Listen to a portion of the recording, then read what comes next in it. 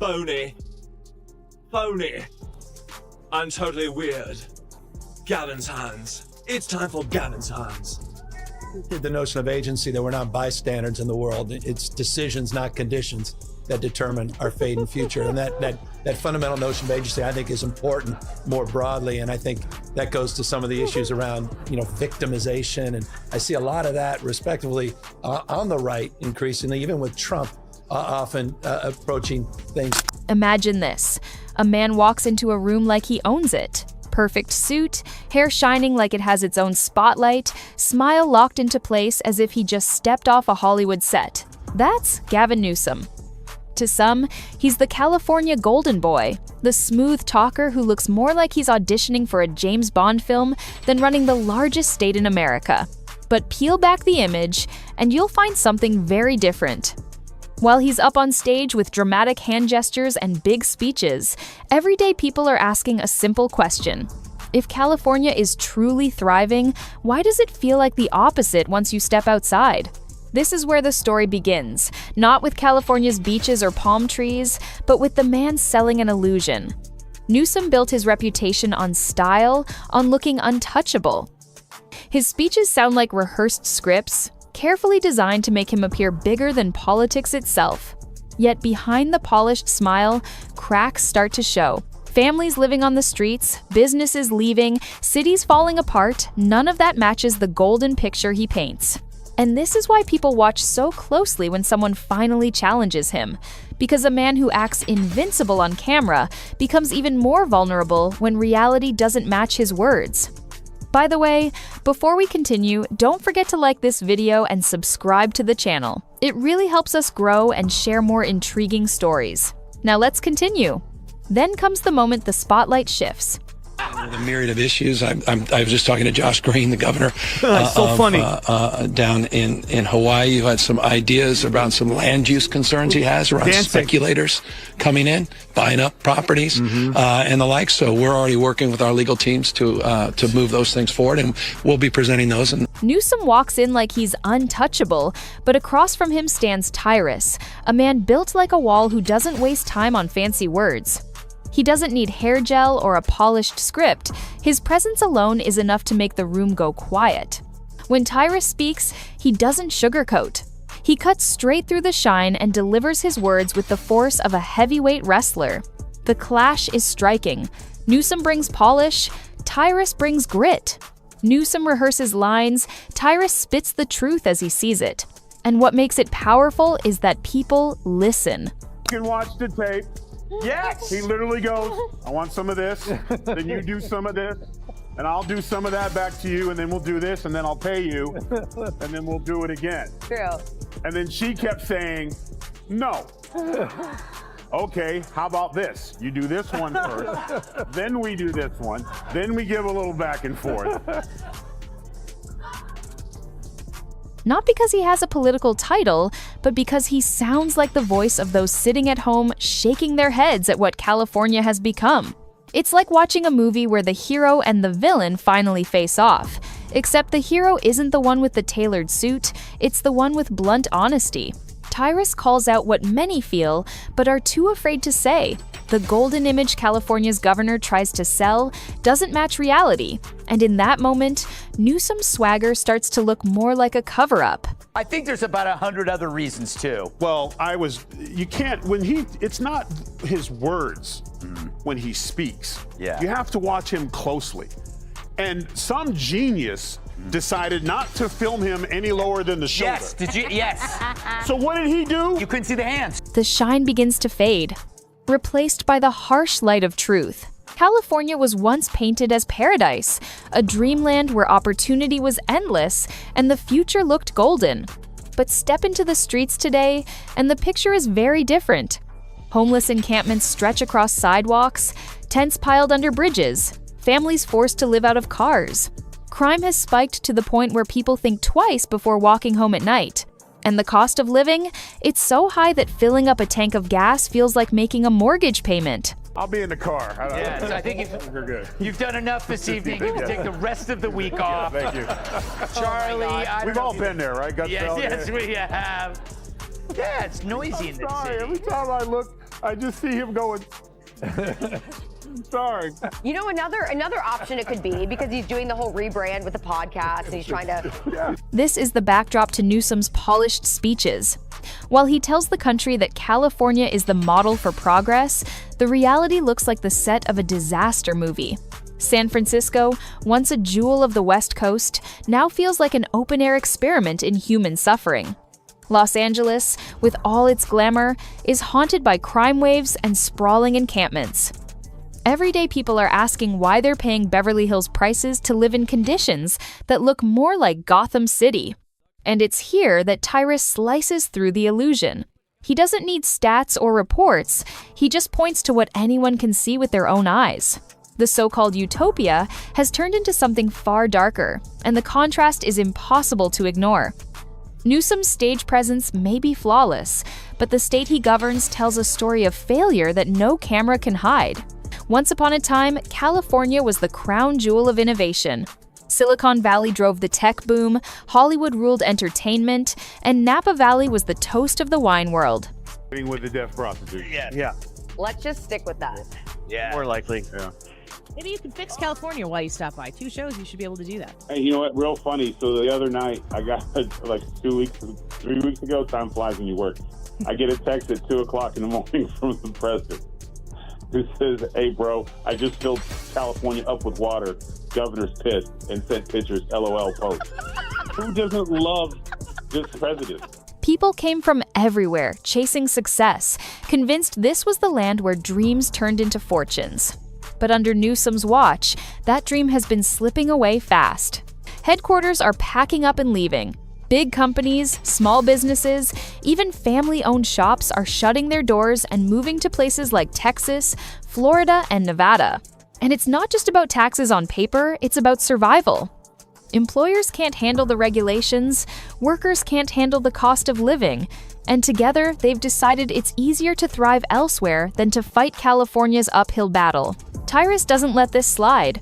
He looks at the exodus and calls it for what it is, proof that paradise is broken. If California is truly the shining model of the future, why are people fleeing in droves? Why would entrepreneurs rather set up shop in the desert than deal with the so-called Golden State? His words sting because they echo what so many are already thinking. California isn't the land of opportunity anymore, it's the land people escape. Then comes the moment that burned into people's memories, the night of the French Laundry dinner. While Californians were told to stay home, cancel weddings, skip funerals, and sacrifice family gatherings, Newsom was caught dining in luxury with lobbyists at one of the most expensive restaurants in the country. Golden chandeliers above him, fine wine in his glass, truffle pasta on his plate. The very rules he enforced on millions somehow didn't apply to him. This wasn't just a slip-up, it was a symbol. Ordinary people were stuck at home reheating frozen dinners in sweatpants, while their governor laughed and dined in a Michelin-starred restaurant like a king above the peasants. Blinking. Look. Meet me at the house. Like, he's blinking. He's sending.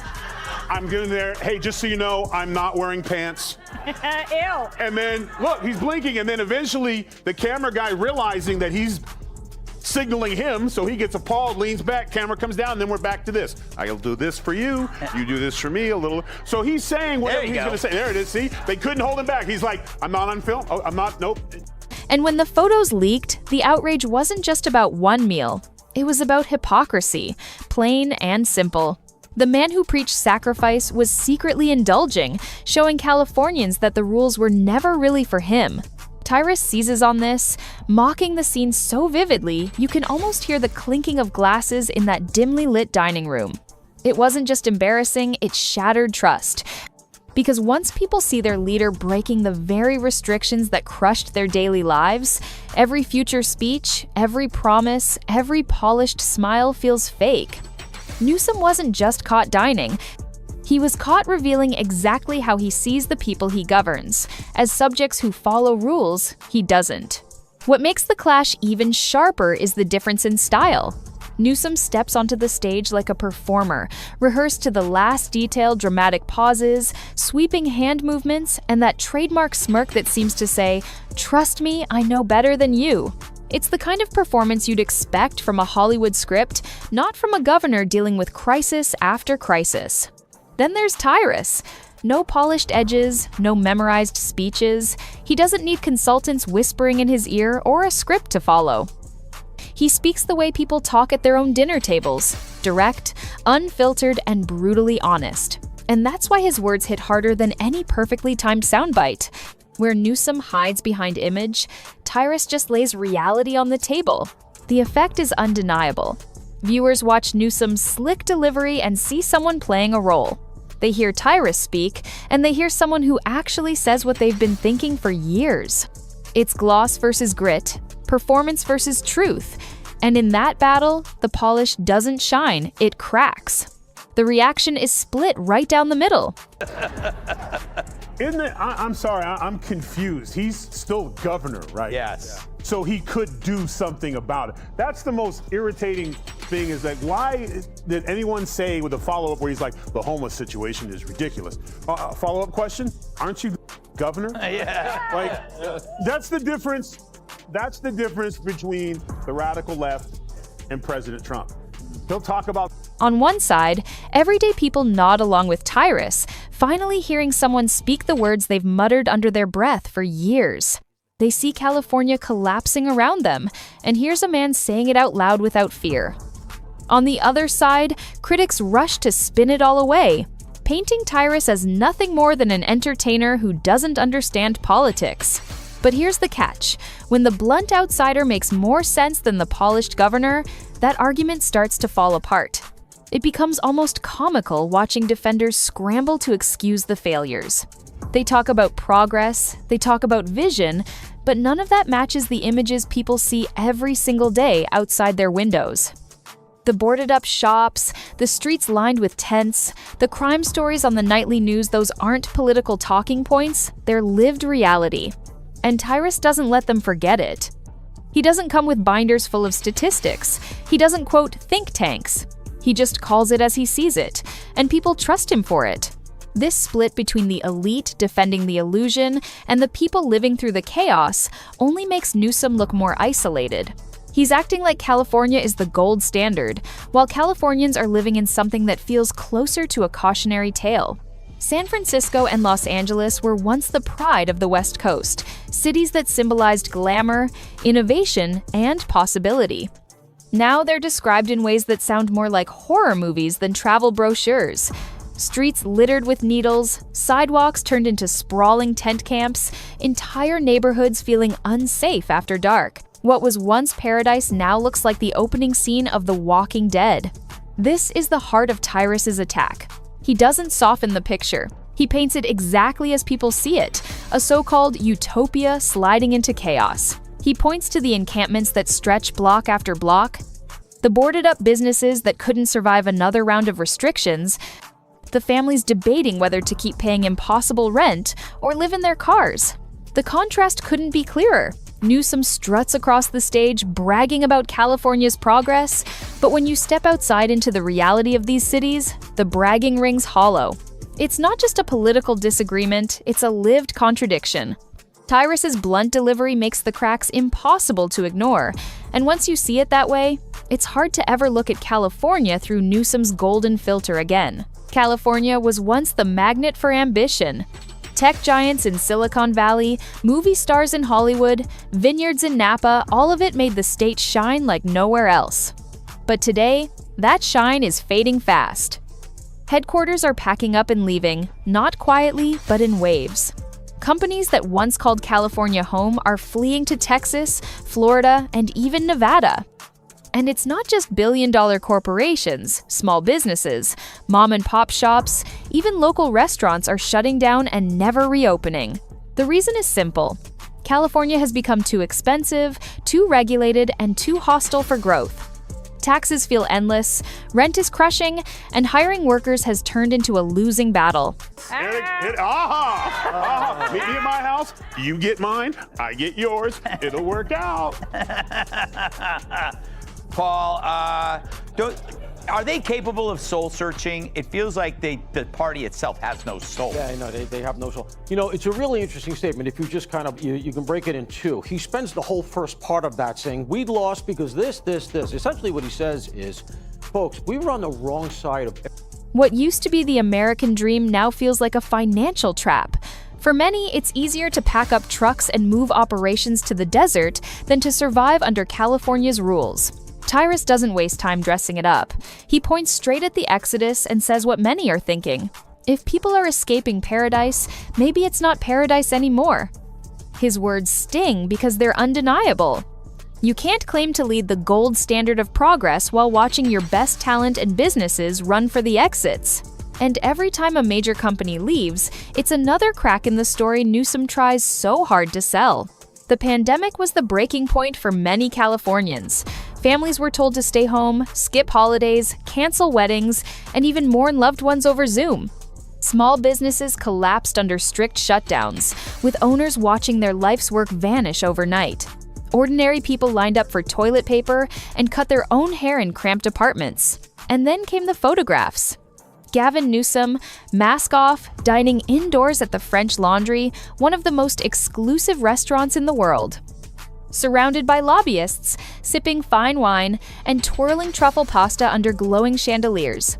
The man who told millions to sacrifice was breaking his own rules in the most extravagant way possible. It wasn't just a scandal, it was a gut punch. People who had been fined for gathering with friends saw their governor partying in luxury. Parents who canceled their children's birthday parties saw Newsom clinking glasses with power brokers. It became the ultimate proof of hypocrisy.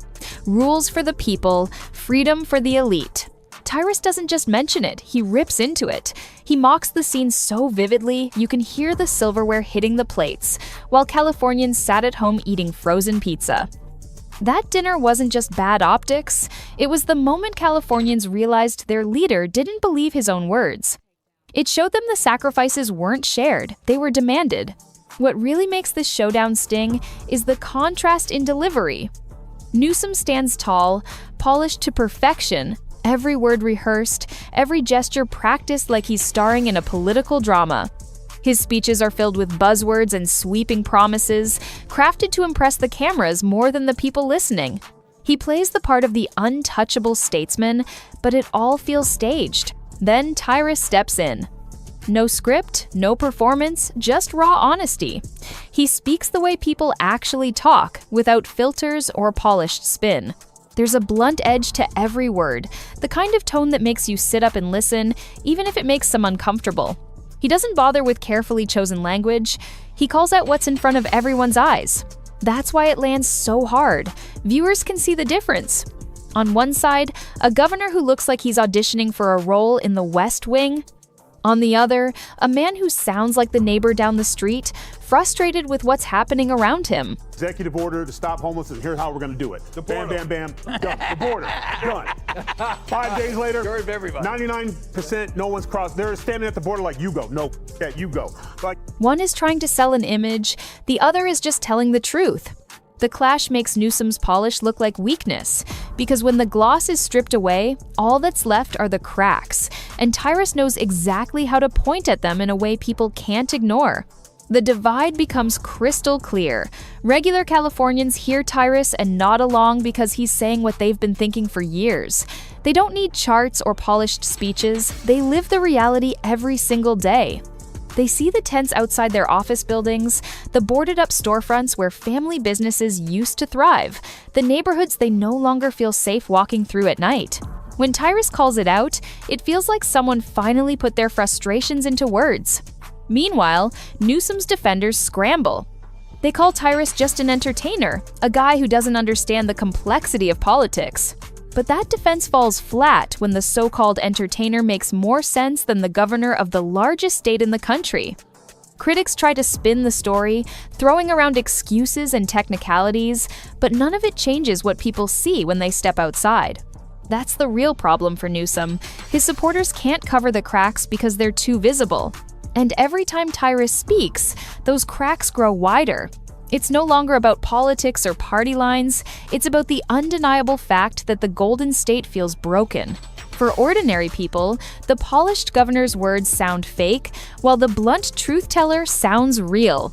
Step into California's biggest cities, and it feels less like the land of opportunity and more like the backdrop for a dystopian film. San Francisco, once a glittering symbol of tech and culture, is now lined with tent cities and streets littered with needles. Los Angeles, the heart of glamour, is plagued with rising crime and sprawling encampments stretching from downtown to the beaches. What was once a postcard dream has turned into a scene that looks ripped straight out of The Walking Dead. This isn't exaggeration, it's what residents live with daily. Parents worry about their kids walking home from school. Commuters step around human waste on sidewalks. Store owners install metal gates, not for style, but for survival. And the state that Newsom keeps selling as a shining model is the very one people describe as falling apart before their eyes. Tyrus doesn't soften the blow. He paints the image exactly as people see it, paradise transformed into a nightmare. He strips away the glossy drone shots of beaches and skyscrapers and points at the parts no campaign ad will ever show: the encampments under every overpass, the boarded-up coffee shops, the neighborhoods where people debate between paying rent or pitching a tent. California was supposed to be the future, but under Newsom, it's starting to look like the cautionary tale no one wants to follow. California's economic story used to be legendary. Silicon Valley birthed tech empires, Hollywood ruled the world's screens, and investors poured money into the state like it was a guaranteed jackpot. But now that legend is collapsing in real time. Businesses, both giants and small family-owned shops, are packing their bags and heading east. Texas, Florida, and even Nevada are scooping up the jobs and opportunities that California is bleeding out. The reasons are written on every tax bill and regulation form. Sky-high costs, endless red tape, and crushing taxes have turned California into a place where success feels more like punishment. I know him very well. He's incompetent. He's a nice guy, looks good. Hi, everybody, how you doing? He's got some strange hand action going. I don't know what the hell is his problem. It's a little weird, to be honest. There's a little something shaky going on there. I came into that recall campaign still arguing that all politics is local. I still had a romantic notion of that. I intellectualized that a lot of our politics and the discourse was national. I didn't fully appreciate how nationalized our politics have become. In so many ways, that shape-shifted a lot of what we're doing and who I am today. But this last year, these last 6-7 months, this is something. Employers can't afford to stay, workers can't afford to live, and families are realizing the dream has turned into a trap. What used to be the crown jewel of America's economy is now a place people run from, not toward. Tyrus lays it out plain. If people are fleeing paradise in droves, it's no longer paradise. His words sting because they're too obvious to ignore. You don't need data charts when the moving trucks are lined up on the highways, hauling dreams out of the Golden State. Every time a company leaves, it's another reminder that California's so-called golden future is rusting away. When the pandemic hit, Californians were told to make sacrifices. Weddings postponed, funerals moved online, holidays canceled. Families sat in cramped apartments, rationing supplies, cutting their own hair, and wondering how long they could hold on. Small businesses shuttered by the thousands, some never to reopen. People followed the rules because their governor insisted it was the only way to protect each other. And then the pictures surfaced. Gavin Newsom, maskless, dining at the French Laundry, one of the most elite restaurants in the world. A private dinner with lobbyists, fine wine flowing, plates of truffle pasta under soft golden lights. The very man who told Californians to stay home was breaking his own restrictions in the most lavish way imaginable. It wasn't just hypocrisy, it was betrayal. Parents who canceled their child's birthday stared at those photos with rage. Business owners fined for opening their doors saw their governor laughing with insiders. It became the clearest symbol of rules for you, but not for me. Tyrus didn't let it pass. He mocked the scene so vividly, you could almost hear the silverware clinking, while ordinary people reheated frozen pizza in silence. That dinner wasn't just bad optics. It exposed exactly how Newsom viewed his citizens as subjects meant to obey, while he enjoyed the perks of power. That's where the contrast hits hardest.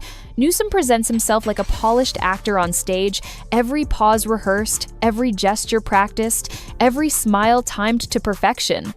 He sells an image of control and sophistication, like California's troubles can be brushed aside with the right speech. But it all feels like theater, more about performance than reality. Tyrus is the exact opposite.